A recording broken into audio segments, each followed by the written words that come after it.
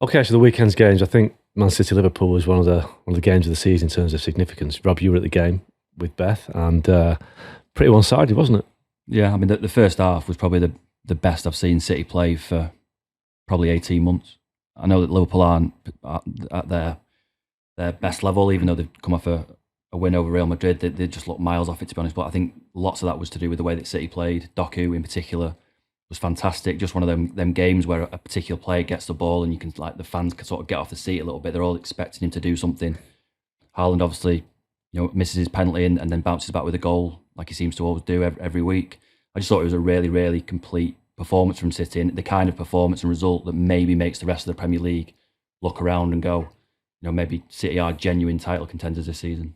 Do you think that they're the team that will be most concerning to Arsenal? I mean, I thought Liverpool at the start of the season, but City are the closest right now. Yeah, I think the sort of all-round completeness of that performance will be of concern to Arsenal, and also Arsenal have done it to them before. A couple of years they've had a lead and City have hauled them in, and they'll be the team that they're most worried about. I think obviously we all know the relationship that Mikel Arteta and Pep have, so with all due respect to Liverpool, and I don't think we can write them off necessarily in November. I think Arteta will always be looking at Guardiola. And actually, I watched that that compilation that Sky did of the other managers talking to Pep about the sort of sending messages about the 1,000th game. And I just noticed Neil Warnock, who he always says he's quite close to, sort of saying, "Oh, you'll like this at the moment because nobody's talking about you." Everyone's talking about Arsenal and how good they are. Do you get a sense of that from Guardiola, that he's quite enjoying that everyone else is talking about other teams at the moment? A little bit. And I think he's been really quite cautious in his news conferences about talking about what the aims are. There's still lots of questions, even after the game against Liverpool. There are still lots of questions about what happened last season, how big an effect did it have, have the players recovered, all this kind of stuff. And I actually think he's happier talking about last season because he knows it's in the rearview mirror and it's gone, rather than actually talking about aims and ambitions, because the minute that he has to say, yes, we are in this title race, you kind of have to admit that you're right there. And I think he kind of wants to keep a lid on it a little bit. And he is enjoying people talking about Arsenal and Liverpool a little bit, because it just means that they can go under the radar. I just think that maybe the group isn't as experienced as it has been in the past because of the number of players that they've lost with Edison and De Bruyne and Gundogan.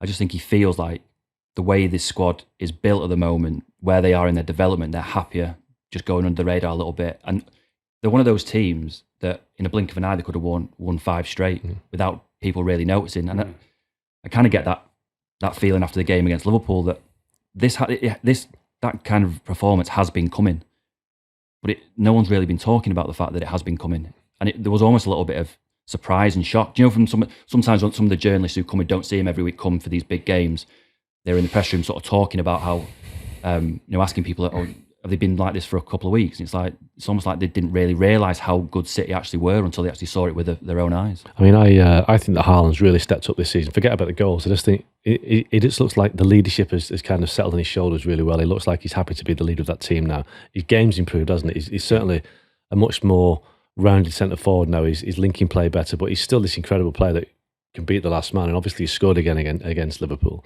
But the thing is, as good as he's been, if he gets injured, I can't remember a Premier League team that has ever been so reliant on one player. Now, I'm not saying City are a one-man team because Doku was amazing against Liverpool, but I was thinking this recently that obviously Mo Salah scored a hell of a lot of goals for Liverpool last season. I think it was 29. Robin van Persie's season at Man United when they won it in 2013, he basically carried them to the title, but he still had Wayne Rooney and Chicharito scored more than 10 goals. Yeah. Who in this City team is going to score 10 goals?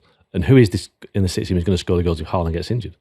That is a problem. And you saw in the Villa game, Pep wasn't particularly bothered about the Villa game in terms of the result, because it's one of those games that's decided on fine margins. But the fine margin it was decided on was that Villa found a way to keep Haaland quiet, and City lost the game. Now, you can't go through a season where you just shrug your shoulders and say, "Oh, look, if the main man doesn't get a chance, then we lose." That just can't.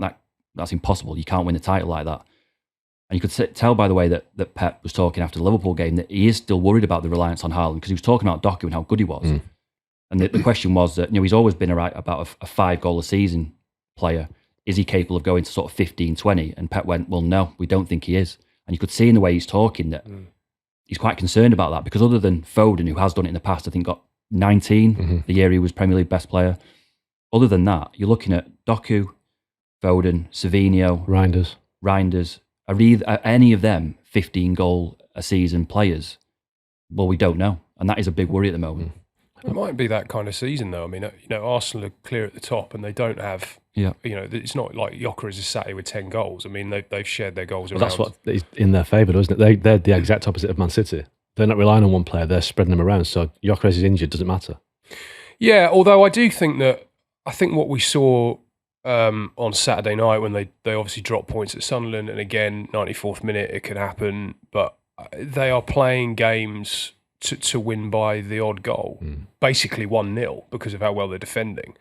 And, I don't want to kind of rewrite the whole history of their season, but you do start to think about, obviously, the late winner at Newcastle. They got that last goal against City to get a point. If that doesn't go in, there's a point separating the two teams today.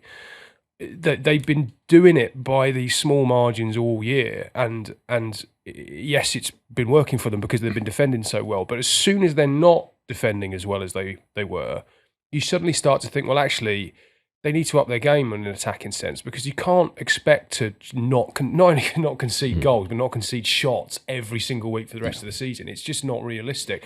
And I think, and people talk about obviously comparing that Chelsea team, the Mourinho team that conceded so few, was it 15 goals, I think. The league's better now. Yeah. The league is much stronger now than it was then. And, Sunderland's a great example. Okay, big club, historic club, but obviously newly promoted, come back into the league. No one was quite sure what to expect. And they went absolutely toe-to-toe with Arsenal. And they're proven to be extremely effective competitors. And they're newly promoted. So I think it's a warning for Arsenal what happened on Saturday.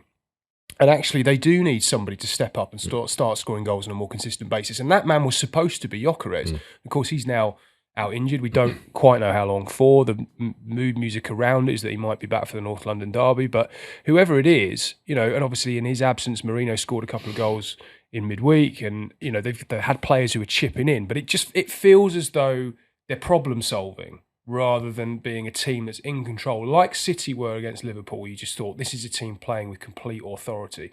Arsenal have been defending with authority, but I don't think there's the complete performances week after week there where you just think, well, they can win this 3-0 and it's comfortable.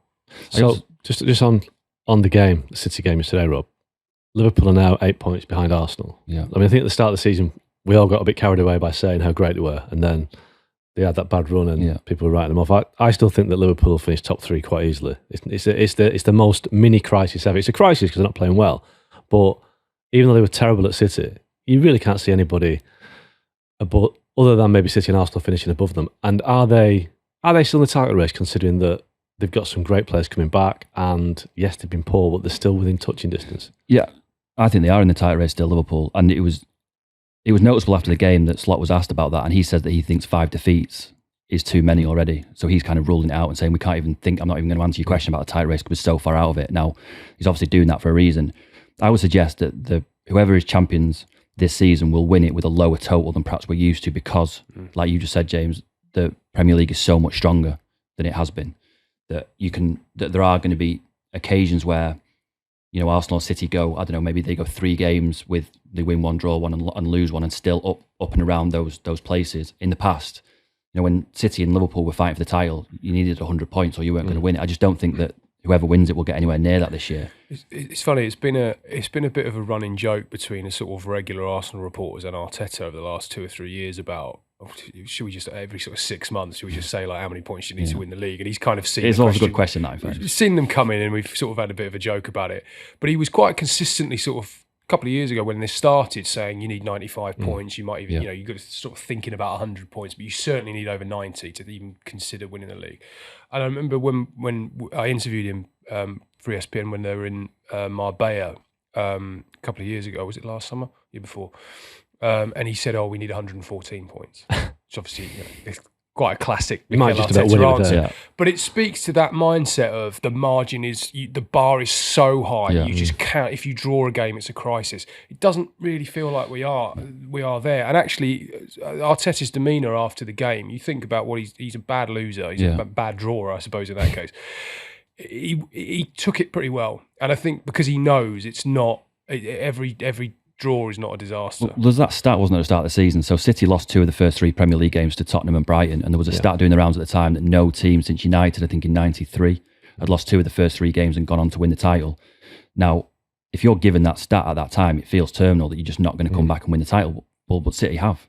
They're right back in the mix because other teams are dropping points. And I actually think that maybe the team that wins the title this year, maybe you could have 7 defeats, 8 defeats we've not seen for a while and still go on to win it, just because you've got teams like Brighton, Brentford, Bournemouth, all those teams taking points off the big sides, and you're just not going to need as many points as you would have done historically.